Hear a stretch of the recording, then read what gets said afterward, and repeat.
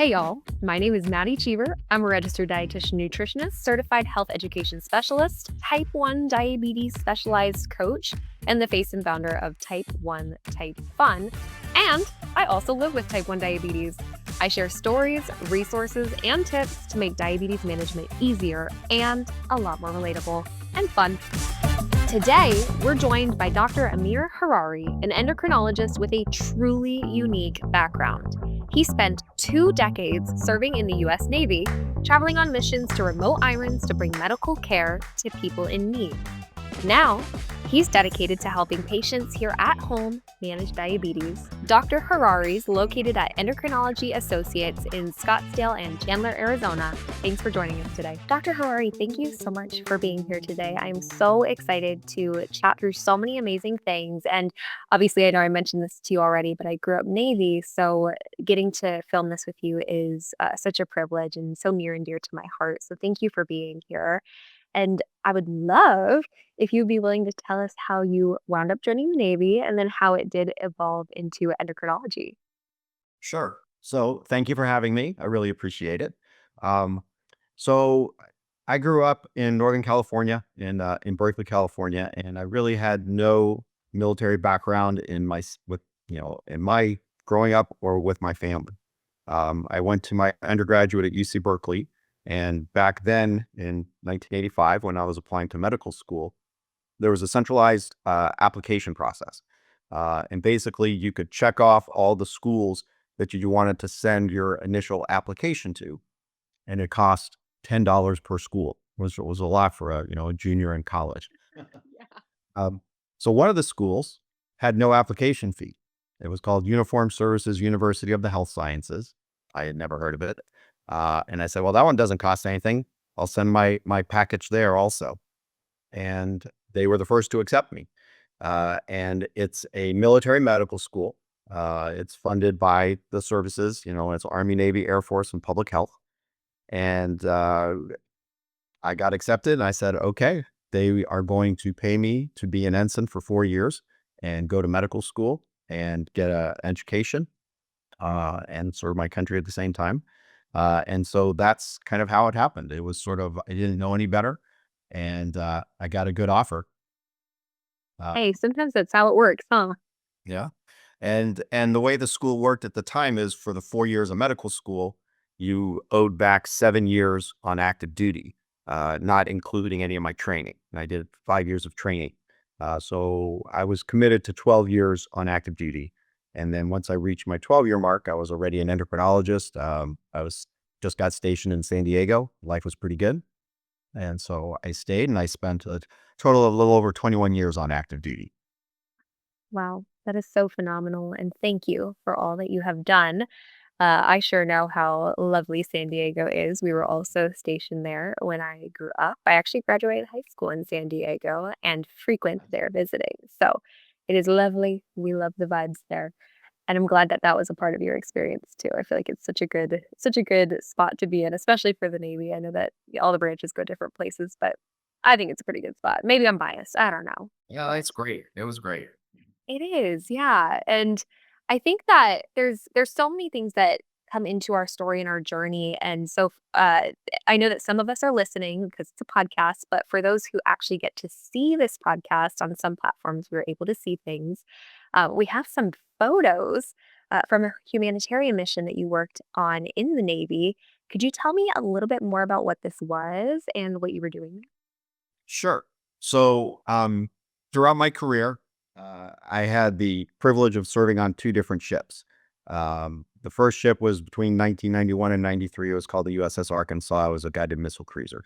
My second ship was the USS Peleliu, which I was on from 2005 to 2007.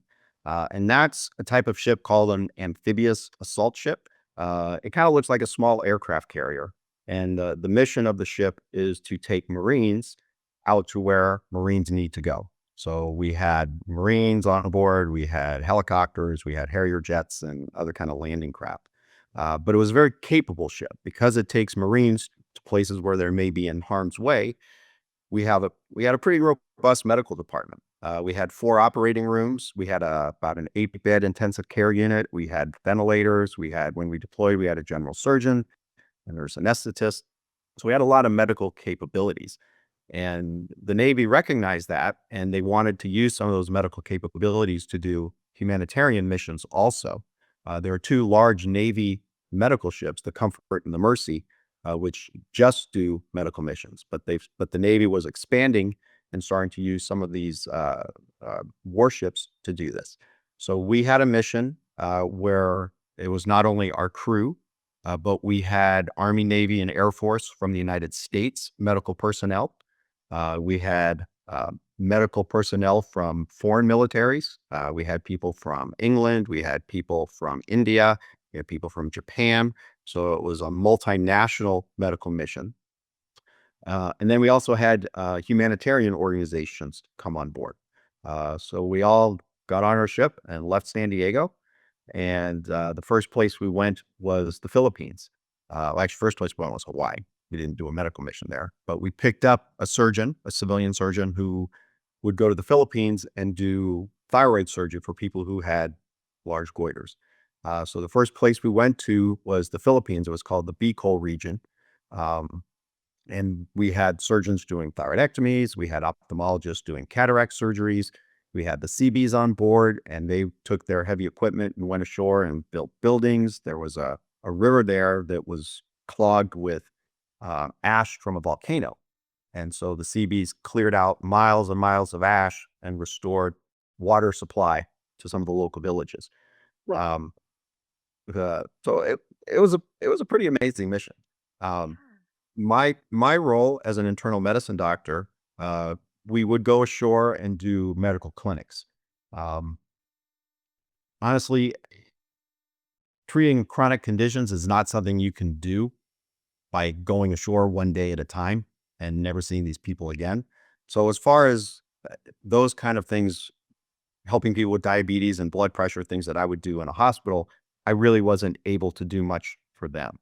That particular picture that you found on the internet that's still circulating out there, 20 years later, um, I remember that gentleman. I remember he was an older, kind of emaciated looking man. And he came in and he just said he wasn't feeling well and his belly was really big and his arms and legs were very skinny. Um, and I remember looking at him and thinking there was something very bad going on here. Um, but unfortunately, I had no ways to make the diagnosis. I couldn't do lab work. I couldn't do imaging. And he obviously needed to be in a hospital and get a full evaluation. And so one of the things this medical mission showed me was how privileged we are in America with all the faults of our medical system. For the most part, we can attain the care that we need, and we're not going to let these conditions develop and fester. So that was a very humbling and eye-opening experience for me. I saw this man for about 15, 20 minutes, and I listened to his heart and his lungs, and he wasn't in any imminent danger, but something wasn't right. And unfortunately, I really couldn't do much to help him. The people who could, the ophthalmologists who could do cataract surgeries, the CBs, the orthopedic doctors, they could actually do some pretty life-changing interventions during this mission. But it was pretty remarkable. I mean, we went to the Philippines, we went to Vietnam. So we were actually the first Navy warship to go into Vietnam since the Vietnam War. That was very interesting. We went to the Papua New Guinea, went to the Solomon Islands, which is where John F. Kennedy's boat, PT-109, was crashed. That was pretty historical. And then we lastly went to the Marshall Islands. And actually in the Marshall Islands, I did get to go to a hospital and work with one of the clinicians there treating people with diabetes, because in the Marshall Islands, a lot of people of Polynesian descent, a lot of diabetes there. So it was about a 4 or 5 month mission that we were out and went to about 5 or 6 different places. So it was eye-opening. It was very gratifying. It was very nice to work with multiple different people from different backgrounds to bring them all together for one mission. And that's one thing that being in the Navy was really for me all about is multiple people coming together, working for something bigger than themselves. And in the civilian world, I mean, I can still practice good medicine and do a lot of things, but I don't feel like I'm part of that kind of one bigger mission. And that was something that was pretty special about being in the military. Yeah. Yeah, I couldn't agree more. I know I wasn't active duty myself. They didn't want me to have type 1, but, even seeing that throughout my childhood, it's so true, and it's so special, and you're right, it is something bigger than ourselves, which is, um, really cool and important, and there's so many amazing details to your story, especially too in healthcare. Oftentimes, we have a lot of heart, right? But we don't always have the ability to do everything we wish we could, right? And sometimes that it just is what it is. I really am hopeful that that individual was okay. And yeah, if you have the option to take a look at that photo, if you're not already seeing it, then it's a pretty powerful one, I think. And we also made sure to include a photo from what I believe is your retirement. So looking sharp there as well. And so with that being said too, especially with this idea of diabetes coming up now, um, have you seen any changes in maybe quantities of people being diagnosed or proportions of type 1 versus type 2? And if you have seen those changes, maybe why do you think that is? Um, there's definitely an epidemic of type 2 diabetes. We are seeing many more patients. If you looked at the statistics, the curves show more and more people are being diagnosed with type 2 diabetes. And interestingly, after COVID, there are statistics showing that more and more patients have been treated with type 1 diabetes. And I certainly have seen autoimmune conditions develop after people have had an infection with COVID. So I think there has been an increase of both type 1s and type 2s. As you know, epidemiologic data is certainly not my strong suit, and I'm not going to be able to tell you why this is. Obviously, with type 2 diabetes, it has to do uh, with obesity epidemics. It has to do with food quality. It has to do with personal responsibility. It has to do with better access to medical care, and people are actually going and being seen and getting diagnosed. And whenever you see an uptick in a disease process, you always have to wonder, is it because we're looking for it more, or is it really more common? Yeah, it's Yeah. a wonderful point to make. Yeah. I will say I'm not the doctor making the diagnosis of diabetes in most cases. That really falls to the primary care doctors. That's where Yeah. people need to go and have their regular checkups, get their regular evaluations, and make sure these other conditions aren't developing. But there's certainly been no shortage of patients who develop diabetes. Yeah, absolutely. And that's actually I feel like I'm pretty aligned with what it is that you've found as well, because I tend to focus on the adult type 1 population, and more recently I've gotten anywhere between 25 to 60 plus year olds who have been diagnosed with type 1, and their whole world is rocked, and that's where I come in and say, "Hey, let's make it make sense." But it definitely, yeah, if anyone's not familiar, type 1 diabetes is autoimmune, right? So, theoretically speaking, it's not because of lifestyle, it's not because of something someone did wrong, it simply is. And what we do from there is treat it and learn to live with it. And it can make a big difference to feel supported. And so I'm kind of curious, what would you say is the number one issue that you see in people with diabetes, or maybe the biggest challenges that they're dealing? What are the issues they have, the challenges they experience? Um, I always tell patients, I mean, I don't have diabetes, so I don't know what it's like to live with diabetes. But I certainly see a lot of people who deal with it day in, day out. And the thing about diabetes is it impacts every single aspect of a person's life, from how they eat, how they sleep, how they stress. You know, every single thing that they do in their life has an impact on their blood sugars, and vice versa. And they can be exhausting.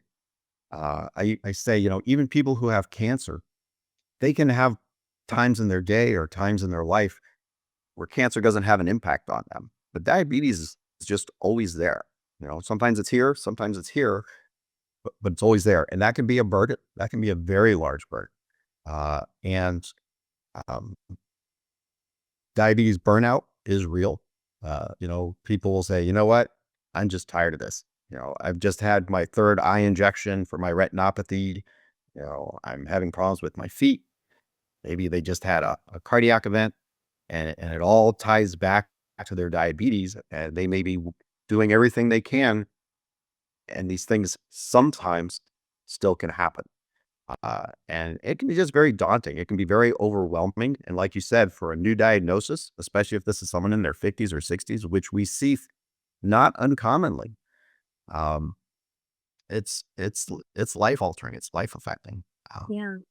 It is, it is, and I think maybe I'll say it's not to scare anyone, but, there is ways to test for the markers for type 1.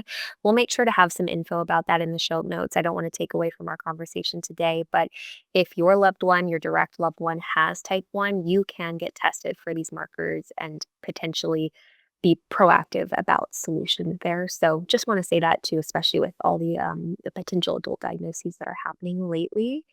And I'm kind of curious too. Do you have any thoughts on what is happening in the stem cell research slash transplants? Anything you want to add to that conversation?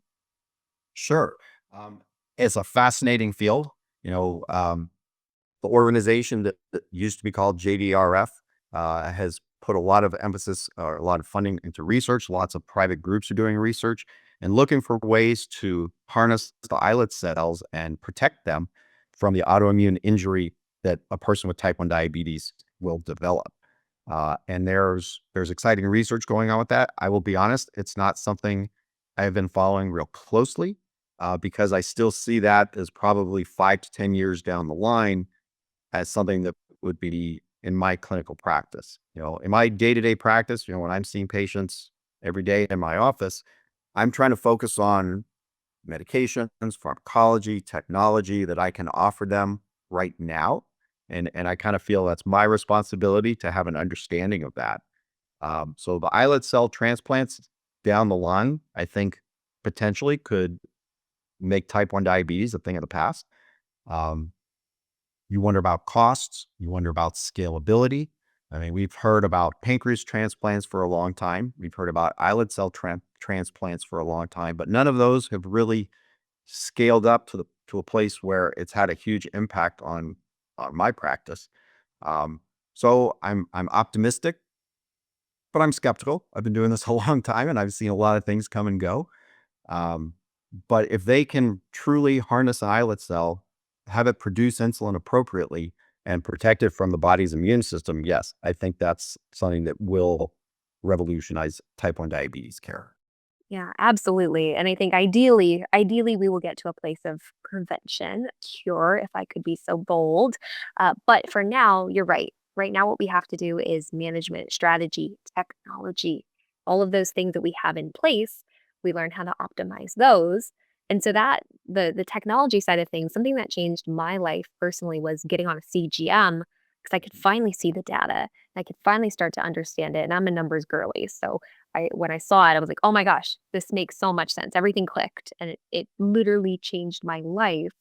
I know that technology isn't always perfect or accurate. Sometimes things stop working. What are your thoughts when it comes to CGM, the tech in general, or the potential errors that can happen? Oh, I mean, I remember the very first CGM I had access to in my clinic. It was by Medtronic, and it was a box about this big, and it had a real thick wire and something that looked like a toothpick on the end of it. And the toothpick had to be inserted under the patient's skin, and they could wear it for up to 72 hours. And when we did it, no 2 days looked the same. So that was the first generation. Didn't really work too well. CGM technology obviously has come a long way, and if you look at the data for Dexcom, Libre, the new Guardian 4, Eversense, these are very good tools, but they're mechanical devices. They're electronic devices, and electronic devices fail. Uh, they're tested in many different people, but not every person is the same, and it makes you wonder if someone has some sort of unique physiology about them that makes a CGM less reliable. Maybe someone is just clumsy. and they knock it off all the time. So yeah, there are lots of areas where CGMs may not perform as well as we would like. We also have to have realistic expectations, and it's not going to be perfect. How does a person determine if their CGM is accurate? They do a finger stick, right? Well, is a finger stick accurate? Who do you believe more, finger stick or CGM? Most people with diabetes have grown up with finger sticks, so that's what they rely on. But the finger sticks aren't always that accurate. So who's telling the truth? Sometimes that could be a little tricky. Oh, yeah. And if you have any level of anxiety about that, I will just say, do the best with what you can. It's not always gonna be perfect, but you're gonna make progress, and if you're really unsure, have a good social support network that can help you troubleshoot through those things. Find people, find community, find your T1, your dia buddy, your dia bestie who can help in those moments. Good advice. Yeah. Yeah, absolutely. And I think I'm curious. So we've talked a little bit about the stem cells. Is there anything that you anticipate coming up in, let's say, the next 5 years or the next 10 decade, that you think might have a big impact on, let's say, day to day with diabetes? Um, I'm just not sure if the stem cell is going to be there in the next 5 years. At least not on a scalable level. I think insulin pump technology is kind of the next big wave. I mean, from when the first closed loop system came out, what, maybe 7, 8 years ago with the Medtronic, even from going from one system to now we have, I think, five. Uh, Mhm. that technology has really improved. The CGM technology has really improved. And combining those together with better algorithms, everyone talks about using AI to make the algorithms better. I don't know what that means. Uh, but those algorithms are going to continue to improve. You're going to have extended wear on the pumps. You're going to have more options for how to wear a pump. Um, Other delivery systems will be coming out. So I think the for the type 1 population, it's going to be better pumps, better CGMs. I think that's going to happen definitely in the next 5 years. In the type 2 population, hopefully getting CGM access more readily available, because it is still a little restrictive, at least for the Medicare patients with type 2. They need to be on insulin for Medicare to pay for it. So as costs come down on CGMs, more people will have access to them. And like you said, wearing a CGM tells you what's going on. Now, studies will show if you put a CGM on a person within the first 48 hours, their blood sugars improve with nothing else changed because they understand what's happening. So I think more CGM availability in the type 2 population, better CGM, better pump algorithms in type 1. I think in the next 5 years, that's what's going to be kind of the main thing I'll see develop. Oh my gosh, I couldn't agree with you more. When you were saying that, I was like, "Oh my gosh, yeah, the Dexcom potentially extending to a 15-day wear, the Dexcom CGM, or the Eversense CGM being inserted so you might have a less invasive or less visually present option. I don't know, my words are failing me, but I think about the Mobi, this cute little insulin pump that looks like it's designed for an American Girl doll. Now is does the same thing as the T Slim, but just so much smaller. And I think of the Beta Bionics iLet, where there's no more carb counting. All of these systems have their pros and cons for sure, but finding that system, something you said earlier is not everyone is the same. So finding the systems that work for us. That's why I love that there's so many options out there. Sometimes it can be overwhelming, but you have the opportunity to find what works for you. And I think that that is one of those coolest things. Yes, I agree. Choices. It's great to have choices because it's not one size fits all. And usually I think people can find a system that works well for them. Yeah. Yeah. And if you can't, again, that's where you communicate, you connect. Maybe it's with your provider, maybe it's with a friend who happens to know more about their personal life. And, oh, okay, well, here's my experience here and there. Not to say that that is perfectly aligned with the evidence or science, but then just knowing a friend, right, makes a difference. And you can learn things and then bring those back to your provider and say, hey, I've thought about this and this and this. Do your research.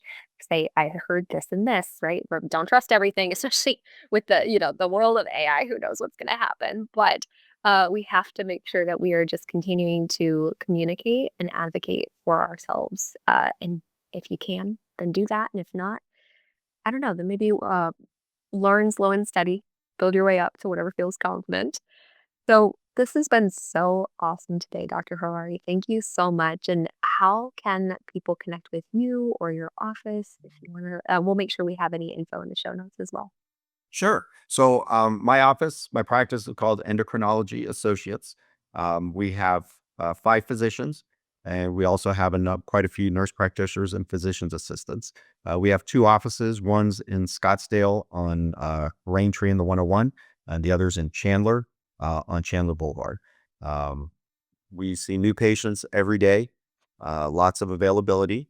We see obviously a lot of diabetes, but we do all general endocrinology. And if a person is interested in scheduling an appointment, they just have to call and go to our, unfortunately, there's a phone tree, as there is with any office. Uh, but be patient, navigate through the phone tree, and go to scheduling and just say you would like to schedule a new patient appointment. We have a Okay. website, paperwork is available and all kinds of things. Information is available on our website also. Wonderful. And we'll make sure we have that number and that website link down below. And just to make sure for anyone who's not local, we're talking about the Phoenix, Arizona area. So if you are local to that area, then that could be a really fantastic resource for you. So again, thank you so much for your time today, Dr. Harari. It's meant a lot. And I know that you're going to continue to benefit so many people. So thank you for what you've done and thank you for what you will continue to do. Thank you, Maddie. I appreciate you having me on. Absolutely. That's it for today, my friends, but the fun doesn't stop here. If you liked this episode and want more real talk diabetes support, come hang out with me on social. Just search Type 1 Type Fun, all words, or head to type1typefun.com for tools, tips, freebies, and real life resources you can actually use. And if this episode made you laugh, learn, or feel a little more seen, feel free to leave a comment, give it a like, share it with someone you love. But until next time, live empowered, be silly, have fun, and eat some carbs.